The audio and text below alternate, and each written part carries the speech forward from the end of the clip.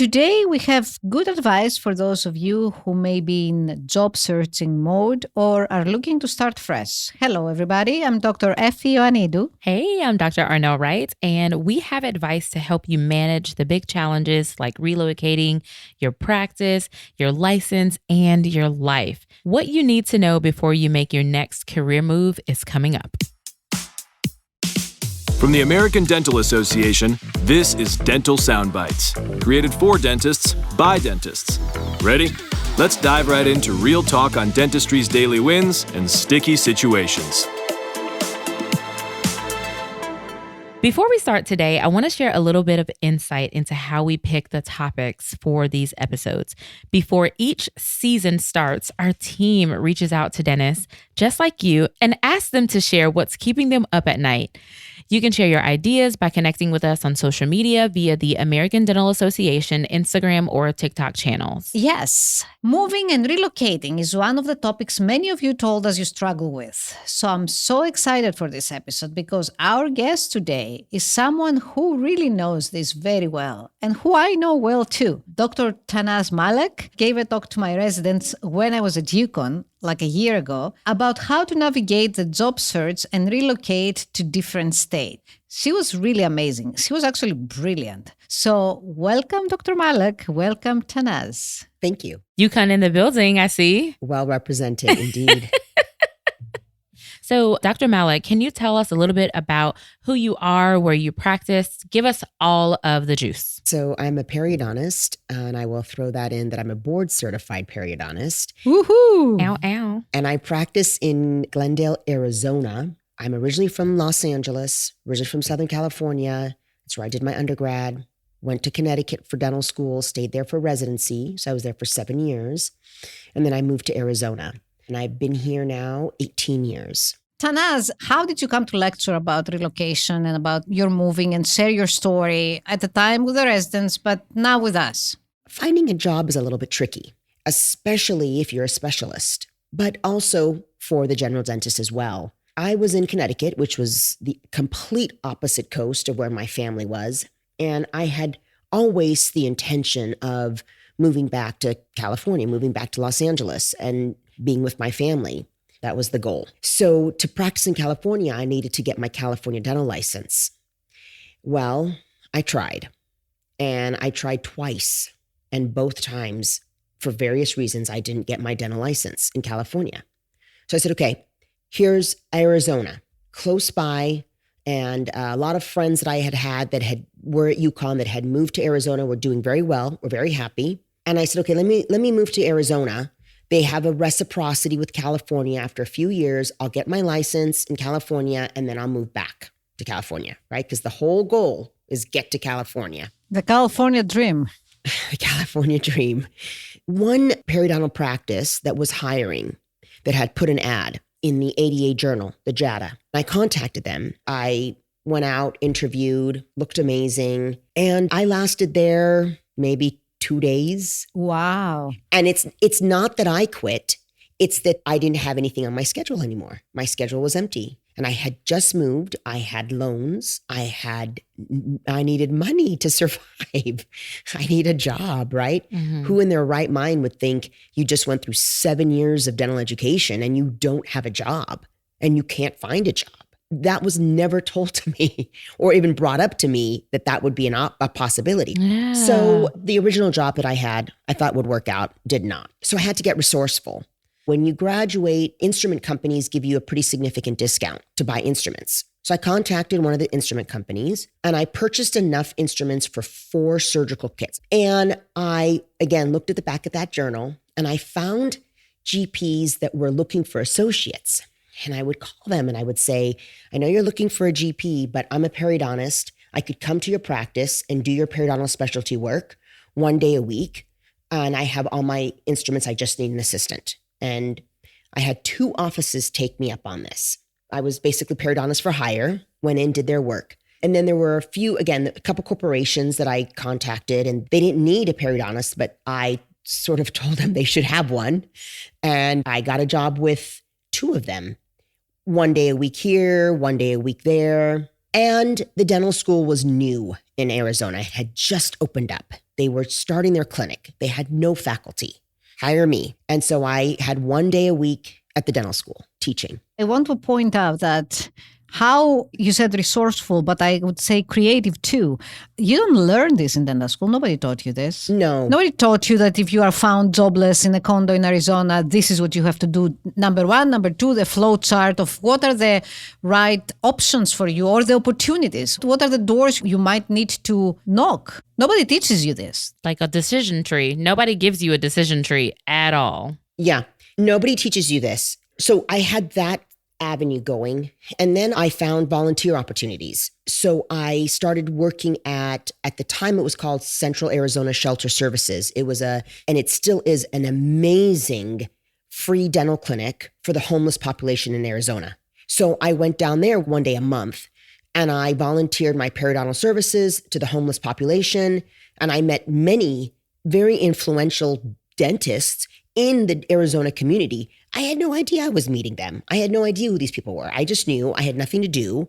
I needed to meet people and make friends. I knew nobody in Arizona. I had no family here.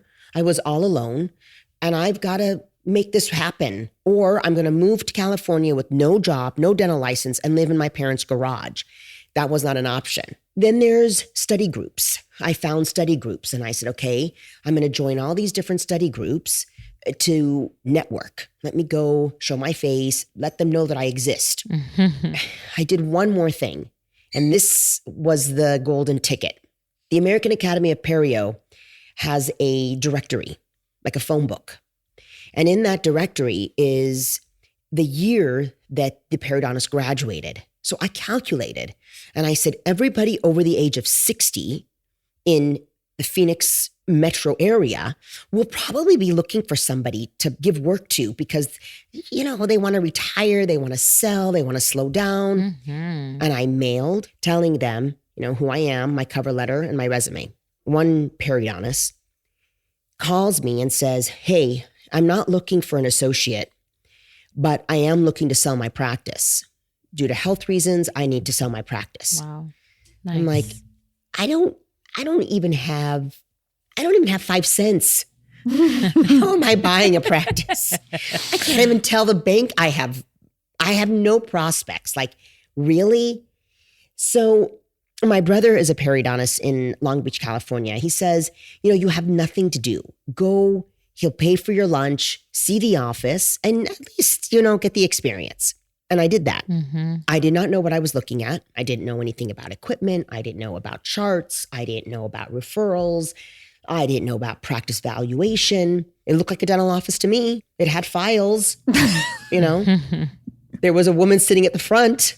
It looked great. That's all I knew. So I borrowed the money from my mom. And I was there for 3 years. And then I saved enough money, paid back my mother, and then I moved to the practice. I bought the land, built the structure. I never made it back to California. Right. As you can see, this story was get back to California. I did get my California license though. Oh, good. That was very important to me. I still maintain it. I hope to never use it, but I have it. And to anybody sort of starting out, it's not an easy transition to make. Tannaz, when you say the transition, is that coming out of dental school, coming out of residency, buying a practice, or just kind of entering into the dental profession altogether? I think trying to find a job somewhere that you don't have any contacts. Okay. Somewhere that you are brand new. You just moved there. You don't know anybody. You've got to now introduce yourself to the dental population that you're with, right? Right. So join your local ADA chapter. So like we have the AZDA. Join them. They have new member groups. They have study clubs. They have all these resources. Volunteer. There's so many different avenues to get yourself networked. And that first job probably will not be your only and last job. What strikes me is the positivity. Things happen. It was not what you were expecting. And it was the fact, okay, that's it now. Let's find the opportunities. And even if you were to move to, say, a very saturated city, such as Los Angeles or New York, but there's still so many opportunities. There's still so much need. And fast forward to today's society, I bet we have some new dentists out there listening. Like, what advice would you have for anybody looking for their first job, just considering maybe our listening community, how people do things today, and maybe some of the students that you interact with and maybe mentor right now on campus? I would just simply say to those who are watching, who are new or who are coming out or who are wondering, create your own opportunities. Stay open, be resourceful, show the office what you're going to bring. Not like you're walking in saying, hey, I'm this, I'm that, but maybe you're going to be saying that on your resume. Yep. How many all-on-4s you've done, how many molar endos you've done, photos of your beautiful anterior veneers, like a portfolio of sorts. Yeah, that's so important. Oh, yeah. I mean, I think it's really important to know how to present yourself and also how to stay positive and capitalize on the opportunities that are in front of you. And sometimes they are not like screaming at you. You have to search a little bit. Yeah. Or just wait for the sky to fall. And I think one thing that I love that you said, Dr. Malek, is having a portfolio. I don't think that enough people document or just kind of keep track of what they've done over time, even if it's something that they're not as proud of that they want to showcase, but the lesson or the learn that they can take from having that experience too. You know what I mean? So I think that that's something really, really good. That's a gem for everybody out there. I like that. And there's no bad opportunities. Right. Places that you think are awful, you're going to learn a lot from. You know, Yeah. some of those places I worked at, I don't work there anymore, thank goodness. But I still learned a lot, right? It's still an experience. We'll be back.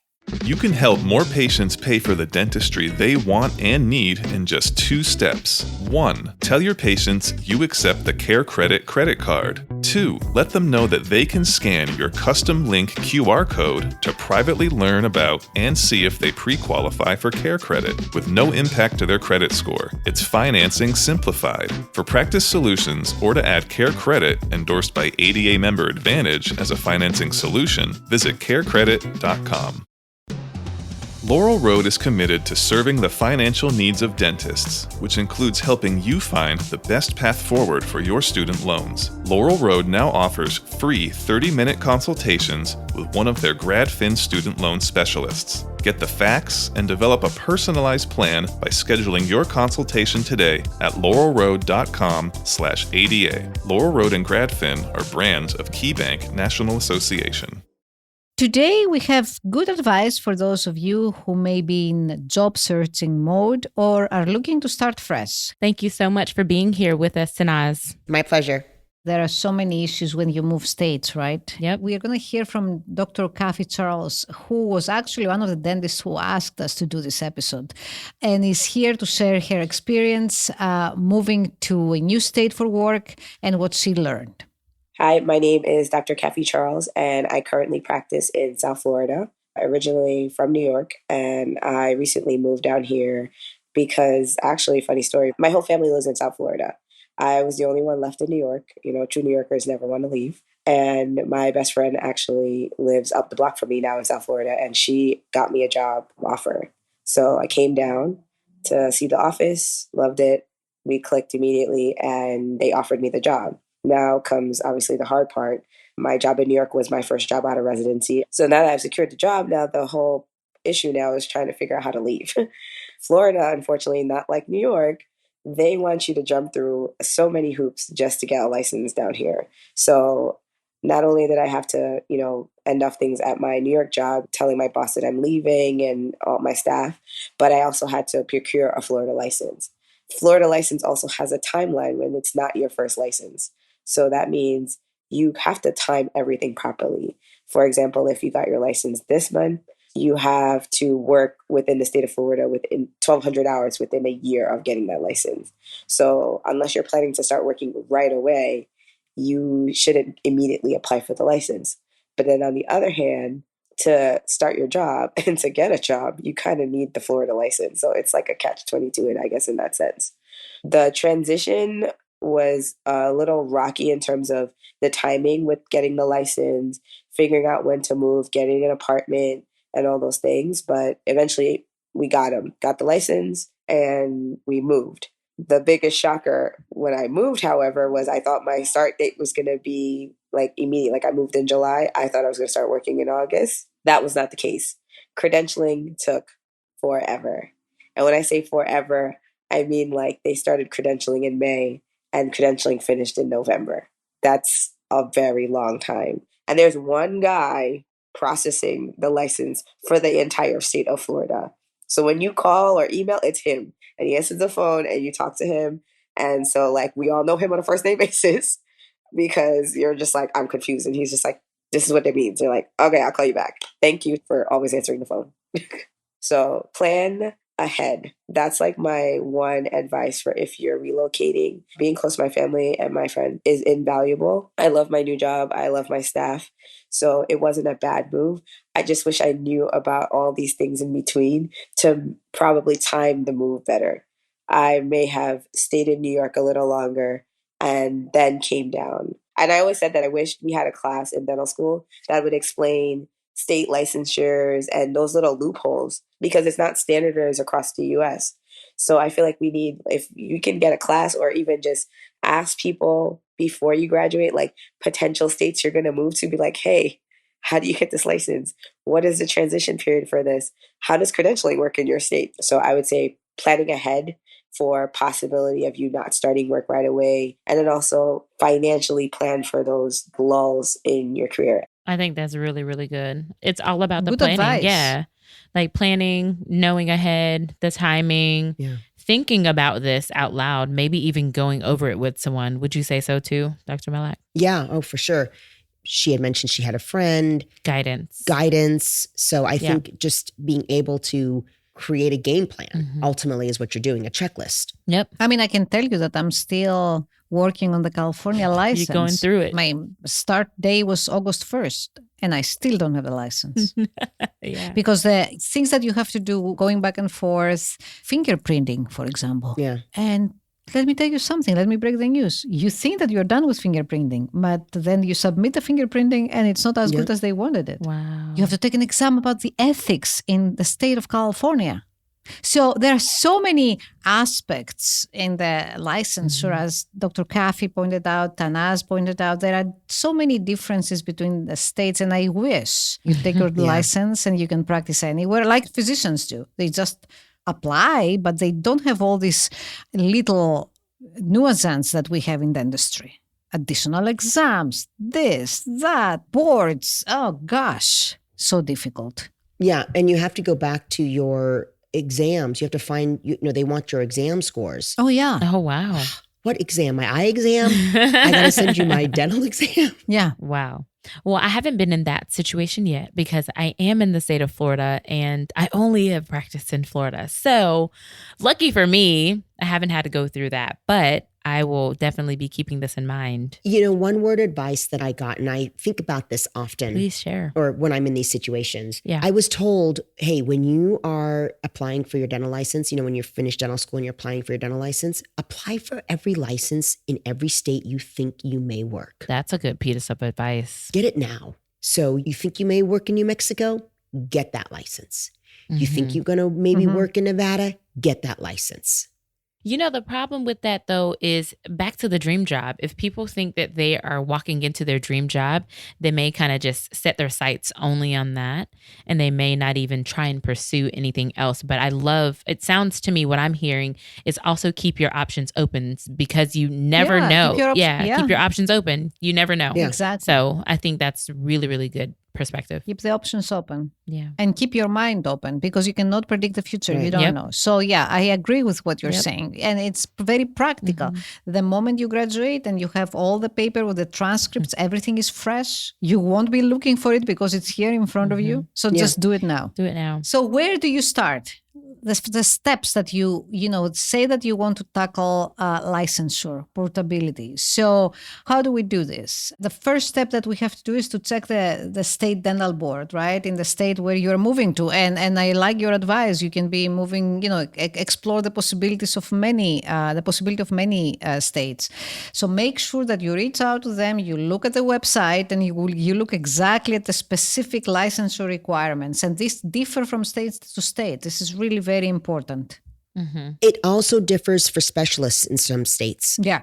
Good point. Being an endodontist in Alaska is going to be different than being a GP in Alaska. That's right. Very good point. Another helpful place to find information about this is to go to the ADA resources. And actually, I did visit the ada.org/licensure maps, and you can find a lot of information tailored to the state that you want to move in. Actually, I used the ADA resources to study for the ethics exam. There you go. Yeah, that's really good. But one thing that we do want all of our listeners to know as well is that in the end, the be all end all is the Board of Dentistry, as we've alluded to earlier in the episode, and it's in that state to which you're trying to move.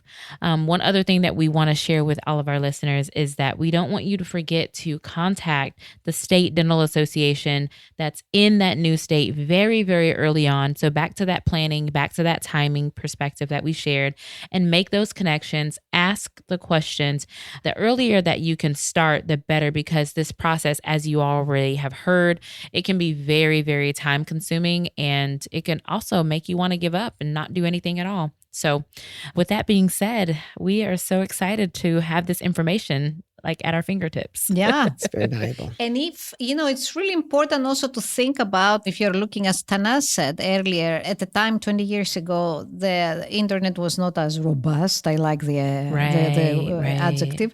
So, but now you have this in your fingers, right? So if you're trying to find an associateship or you're trying to buy a practice, check out the ADA practice transitions.